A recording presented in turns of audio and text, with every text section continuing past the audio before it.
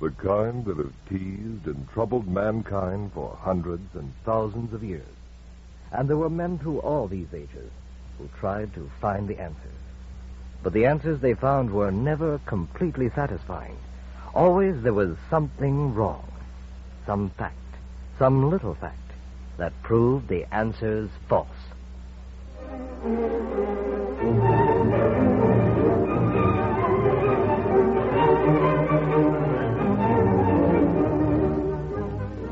The first really useful answers began to come only 100 years ago, and they came from a little town in Austria. And the man who proposed those first answers was a monk in the monastery of Brünn, a monk named Gregor Johann Mendel, a quiet man who raised peas in the monastery garden, who measured the height of each plant, carefully harvested the pods, and counted the seeds in each pod. 1, 2, 3 green, 1 yellow. You have that, Michael? Yes, Father. Good. Now, 2 yellow. 2 yellow. 2 green. 2 green. Now, 1 green, 2 yellow, and... 2 green. No, Michael. 1 green, 2 yellow. You go too fast, Father. Yes, maybe I do. But there is so much to do here that I... Father. What is it, Michael? Excuse me, Father. I've been gardening all my life, but never before has anyone counted the seeds in a seed pod. No, I suppose not. But I have a reason. Oh, yes, Father, I know you have, but I don't understand. But I do, Michael. Or I think I do. Yes, Father, yes. Oh, don't apologize. I like to talk about my work. And there are so few who will listen. Yes, Father. Especially now, since the work is almost done. And the time has come to put my findings down in writing. Writing? Now, Michael, Yes. I have learned that when 2 different types of plants are mated, all the offspring will be alike. But I'm a gardener. I've seen that, I'm too. sure you have. Now, the name I give to that fact is the law of uniformity. They're all alike, yes. But yes, Father. when these offspring are mated, the resulting generation will not be uniform. No. But this new generation will have different forms. I call this the law of segregation. Every gardener knows that, Father. So? Well, these differences come in groups according to a definite numerical ratio. numerical rate. And Yes. that is, Michael, there is always a certain number of each kind. Always. Always a certain... Oh, so that's why you count the seeds, Father. That's why I count the seeds. And that's why the count must always be correct. Yes. But, Michael, the law of segregation goes a little further. So? My experiments show that inherited characteristics go in pairs of opposites, such as tallness with shortness, or yellow seeds with green seeds, or, well, smoothness with wrinkles. So when I mate a pure tall plant with a pure short one, the offspring will all be tall. They will all be tall. Yes, Even Father. though one parent is tall and one is short. You see, that makes tallness dominant over shortness. Dominant. Yes. Now, when their offspring unite, the result will be that some are tall and some are short. But there are more tall ones than short ones. Shortness, you see, is recessive. Recessive. Yes. Yes, the parent plants in the second mating have a mixture of characteristics. And the shortness comes out in the offspring only when they receive a short characteristic from both parents. Good, Father. Good, but maybe we'd better go back to counting. What? Oh. Yes, Michael. Maybe I'd better leave the explanations until the work is done and the writing begins.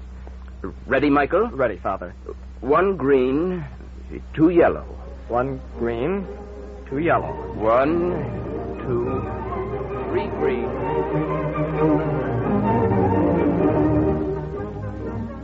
The slow counting continued from spring planting to autumn harvest, season after season for 6 years. And at last the work was done. The writing began, and then the writing, too, was done. And finally, in 1866, it was published. But no one, not even the great Charles Darwin in England, nor Mendel's best friends in Europe, paid any attention to his paper on experiments with plant hybrids. In his little monastery cell, Mendel waited for word that someone, somewhere, had read his paper. But no word came. It is too bad. For the work I have done with plants can be applied to animals, even to man. But that work is for other men to do. My day will yet come My day will yet come.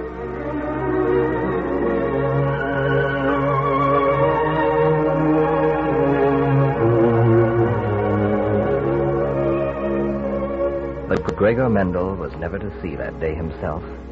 On a raw, gusty day in January in the year 1884, he died. The century grew older, and Mendel's paper on hybrid plants lay forgotten in dusty libraries. The century closed, and men turned their calendars to the year 1900. In March of that year in Amsterdam, Holland, another scientist, Hugo de Vries, made a discovery, an important discovery. Mendel. Gregor Mendel. Why has nobody mentioned him before? Mendel. What now, Hugo? Oh, this paper on hybrids. What about it? Listen, wife. This paper was written almost 40 years ago, and the conclusions it comes to are the same as mine. Really? And more than that, the proof is better than mine, more complete, more precise. This paper by Gregor Mendel is a masterpiece, one of the greatest works of science in the last century. But you're going to publish your work, aren't you? Yes, my dear, of course, but only as another proof that Mendel was right. I'm going to tell the world of science that Mendel found the answers 40 years ago in Austria. That was the word that Mendel waited for and never received. That was the beginning of the modern science of genetics, the study of life and how it passes on from parents to offspring, from generation to generation, in plants, in animals, even in man. That was the beginning. In Mendel's work, the scientists of the new 20th century found the answers to old questions. But even more than that, they found the courage to ask still other questions and work for the other answers. One of these new questions was this. How do the characters of parents pass on to their offspring? Mendel had proved that the passing on of character took place in certain definite ways. The new scientists of the 20th century wanted to know how. One of these questioners was Thomas Hunt Morgan, a professor of biology at Columbia University in New York. But for him, the breeding of plants was too slow. He needed something that grew fast, whose generations came in short spaces of time. And he found what he needed. A fly. The vinegar fly, whose span of life from egg to full-grown adult was only 10 days. Now he could study inherited characters in numbers beyond anything the older scientists had found possible. 30 full generations in 1 year.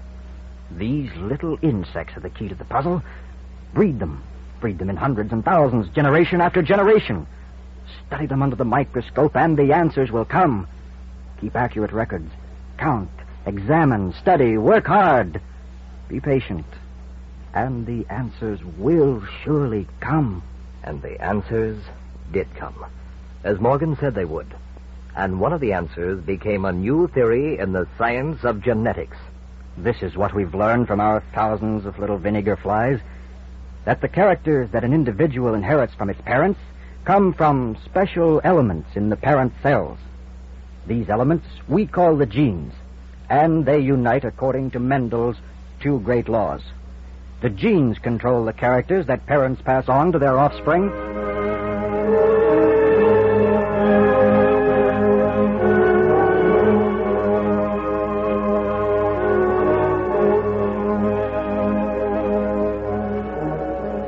But there was much more to come from Morgan's buzzing flies. Take the year 1914. It is late at night.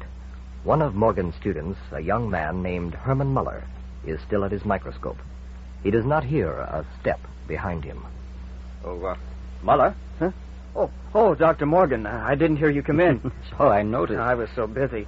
I've been studying this specimen all evening. There's something here that I don't understand. Oh, well, suppose you let me take a look. Yes, the wing. The wing is bent. You see, sir? Yes. Bent wing. It's a new characteristic. Well, so what's your problem? Well, just this. If the bent wing should not combine with other traits in the next generation, then, well, you see, sir, we've found an entirely new principle in genetics. We've found a new species in the very process of coming into being. Yes, Muller. This is new.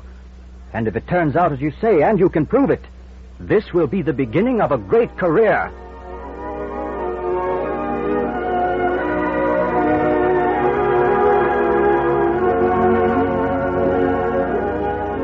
And young Muller's guess proved to be right. Another question in the science of genetics had been answered. The vinegar fly was now as famous in the world of science as the peas that Gregor Mendel tended in his monastery garden. Even today, as we speak now, that same fly lies under the microscopes of scientists the world over. And the answers come fast. And the questions come even faster. For a new horizon has been lifted in man's search for knowledge. A new science has risen in one generation of men to the stature and strength of even the oldest of sciences. Mendel was the beginning, yes. Morgan carried it forward, true. Muller follows now with new discoveries. And one of the great new centers of work is Indiana University, where Muller and his colleagues search for new and accurate answers to questions that are as old as mankind itself.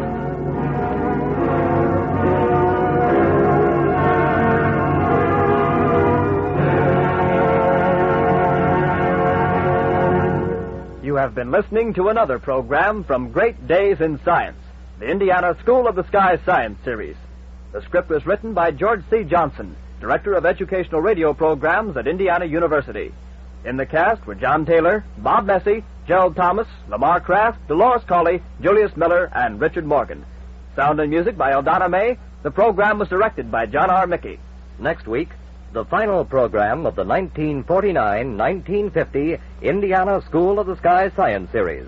A program called Many Questions Still Remain.